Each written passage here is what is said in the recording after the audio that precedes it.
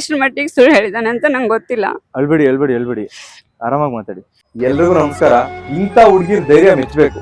ನಂದು ರ್ಯಾಂಡಮ್ ಕನ್ನಡಿಗ ಪೇಜ್ ಅಲ್ಲಿ ವಿಡಿಯೋ ನೋಡಿ ನನ್ಗೊಂದು ಪ್ರಾಬ್ಲಮ್ ಇದೆ, ನಾನೊಂದು ನೋವು ಫೇಸ್ ಮಾಡ್ತಾ ಇದ್ದೀನಿ, ಆ ನೋವು ನಿಮ್ಮ ಹತ್ರ ಹೇಳ್ಕೊಬೇಕು ಅಂತ ಅವರು ಬೆಳಗಾವಿಯಿಂದ ಬೆಂಗಳೂರು ಬಂದಿದ್ದಾರೆ. ನೀವು ನಂಬಲ್ಲ, ಸೀರಿಯಸ್ ಆಗಿ ನನ್ಗೆ ಫುಲ್ ಶಾಕ್ ಆಯ್ತು. ಅವ್ರಿಗೆ ಏನ್ ನೋವಿದೆ, ಅವ್ರು ಏನ್ ನೋವು ಫೇಸ್ ಮಾಡ್ತಿದ್ದಾರೆ ಕೇಳೋಣ ಬನ್ನಿ. ಓಕೆ ಮೇಡಮ್, ನಿಮ್ಮ ಹೆಸರು?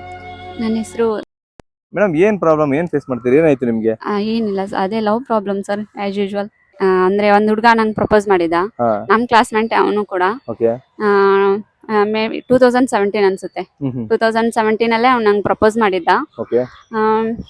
ಆಕ್ಚುಲಿ ನಾನು ಬಹಳ ಇನ್ನೋಸೆಂಟ್ ಫ್ಯಾಮಿಲಿಯಲ್ಲಿ ಬೆಳೆದಿರೋದು. ನಮ್ಮ ಫ್ಯಾಮಿಲಿಯಲ್ಲಿ ಯಾರು ಆತರ ಮಾಡಿಲ್ಲ, ನಾನು ಕೂಡ ಆಗಿರ್ಲಿಲ್ಲ. ನಂದು ಡಿಗ್ರಿ ಮುಗಿದು ಕಾಲೇಜ್ ತನೂ ನಾನು ಯಾರನ್ನೂ ಕೂಡ ಕಣ್ಣೆತ್ತಿ ಸಹಿತ ನೋಡಿರ್ಲಿಲ್ಲ. ಅವನು ನಾನ್ ಡಿಗ್ರಿಗೆ ಬಂದ್ಮೇಲೆ ನನ್ನ ಫ್ರೆಂಡ್ ಕಡೆಯಿಂದ ನಂಬರ್ ತಗೊಂಡು ನನ್ ಕಾಂಟ್ಯಾಕ್ಟ್ ಮಾಡಿದ್ಮೇಲೆ ಫ್ರೆಂಡ್ ಆಗಿ ಹಂಗೆ ಕಂಟಿನ್ಯೂ ಆಯ್ತು ಫ್ರೆಂಡ್ಶಿಪ್. ಫಸ್ಟಿಗೆ ನಂಬರ್ ಕೊಡ್ಲಾ ಅಂತ ಅವ್ಳು ಕೇಳಿದ್ಲು, ಬೇಡ ಅಂತ ಹೇಳಿದ್ದೆ. ಮತ್ತೆ ಪದೇ ಕೇಳೋದ್ರಿಂದ ಏನಾಯ್ತು, ಆಯ್ತು ಕೊಡು, ಏನಕ್ಕೆ ಕೇಳ್ತಿದಾರ ಗೊತ್ತಿಲ್ಲ ಅಂತಂದ್ರೆ ಓಕೆ ಕೊಟ್ರು, ಮಾತಾಡ್ದೆ, ಅದು ಫ್ರೆಂಡ್ಶಿಪ್ ಆಯ್ತು. ಫ್ರೆಂಡ್ಶಿಪ್ ಆದ ತಕ್ಷಣ ಅವ್ರು ನಂಗೆ ಪ್ರಪೋಸ್ ಮಾಡಿದ್ರು. ನಾನ್ ರಿಜೆಕ್ಟ್ ಮಾಡ್ದೆ, ಇಲ್ಲ ನಮ್ಮ ಮನೇಲಿ ನಡೆಯಲ್ಲ ಈ ತರ ಎಲ್ಲ, ನಮ್ಮ ಮನೇಲಿ ಒಪ್ಪುದೂನು ಇಲ್ಲ, ಬೇಡ ಅಂತ ನಾನು ಹೇಳ್ದೆ. ಬಟ್ ಅವನು ಇಲ್ಲ ನಾನು ಒಪ್ಪಿಸ್ತೀನಿ ಅಂತ ಹೇಳ್ದ. ನಾನು ಆದ್ರೂ ಕೂಡ ಏನ್ ಹೇಳ್ದೆ, ಬೇಡ ನನ್ ಮನೇಲಿ ಅಂದ್ರೆ ಆತರ ಆಗೋದೇ ಇಲ್ಲ ಅಂತ ನಂಗೆ ಕ್ಲಿಯರ್ ಆಗಿ ಗೊತ್ತಿತ್ತು, ನಾನ್ ಬೇಡ ಅಂದೆ. ಅವಾಗ ಏನ್ ಮಾಡ್ದ, 3 days ನನ್ ಕಾಲೇ ಬರ್ಲಿಲ್ಲ ಅವ್ನ ಕಡೆಯಿಂದ, ನಾನು ರಿಜೆಕ್ಟ್ ಮಾಡಿದ್ಮೇಲೆ. ಅಂದ್ರೆ ಪ್ರಪೋಸ್ ಮಾಡಿ ರಿಜೆಕ್ಟ್ ಮಾಡಿದ್ಮೇಲೆ ಮತ್ತೆ 3 ದಿನ ಕಾಲ್ ಬರ್ಲಿಲ್ಲ? ಇಲ್ಲ, ಬರ್ಲಿಲ್ಲ. ವಾಪಸ್ ನಾನೇ ಕಾಲ್ ಮಾಡಿದೆ, ಯಾಕೆ ಏನಾಯ್ತು ಅಂತ. ಅವಾಗ ಇಲ್ಲ ನಾನು ಹಾಸ್ಪಿಟಲ್ ಅಲ್ಲಿ ಇದ್ದೆ, ಅದಕ್ಕೆ ಕಾಲ್ ಮಾಡಿಲ್ಲ ಅಂತ ಅಂದ. ಏನಾಯ್ತು ಅಂತ ಕೇಳಿದ್ರೆ, ಇಲ್ಲ ನಾನು ಸ್ಲೀಪಿಂಗ್ ಟ್ಯಾಬ್ಲೆಟ್ಸ್ ತಗೊಂಡಿದ್ದೆ, ಹಾಸ್ಪಿಟಲ್ ಅಲ್ಲಿ ಅಡ್ಮಿಟ್ ಆಗಿದ್ದೀನಿ ಅಂತ ಹೇಳ್ದ. ನಂಗೆ ಗೊತ್ತಿಲ್ಲ ಅವ ಎಷ್ಟ್ರ ಮಟ್ಟಿಗೆ ಇಲ್ಲಿ ತನನು ನಂಗೆ ಕರೆಕ್ಟ್ ನಿಜ ಹೇಳಿದಾನೆ, ಎಷ್ಟ್ರ ಮಟ್ಟಿಗೆ ಸುಳ್ಳು ಹೇಳಿದಾನೆ ಅಂತ ನಂಗೆ ಗೊತ್ತಿಲ್ಲ.